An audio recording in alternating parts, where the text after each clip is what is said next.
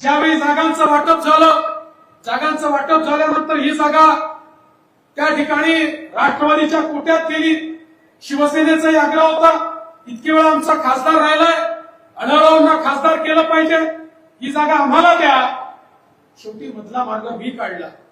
मी अजितदादांना आणि शिंदे साहेबांना सांगितलं, सीट जरी राष्ट्रवादीच्या कोट्यात गेली असली तरी उमेदवार म्हणून आपण आढळराव पाटलांना देऊ, म्हणजे या ठिकाणी दोन्ही पक्षाचे जे कार्यकर्ते आहेत त्यांना एक समाधान वाटेल। त्यामुळे पक्ष बदललेला नाहीये, आम्ही तिघही एका विचाराने सोबत आलो। जसं मागच्या वेळी आम्ही पालघरमध्ये उद्धव ठाकरेजींनी सांगितलं आम्हाला जागाही द्या आणि उमेदवारही द्या, आमचा सिटिंग खासदार जो तिथे खासदार होता त्याला आम्ही उद्धव ठाकरेंना देऊन टाकलं आणि पुन्हा तिथं निवडून आणलं। त्यामुळे एका विचारात काम करत असताना या ठिकाणी पक्ष बदलला वगैरे असं नाहीये, हे आम्ही ठरवून या ठिकाणी केलेलं आहे।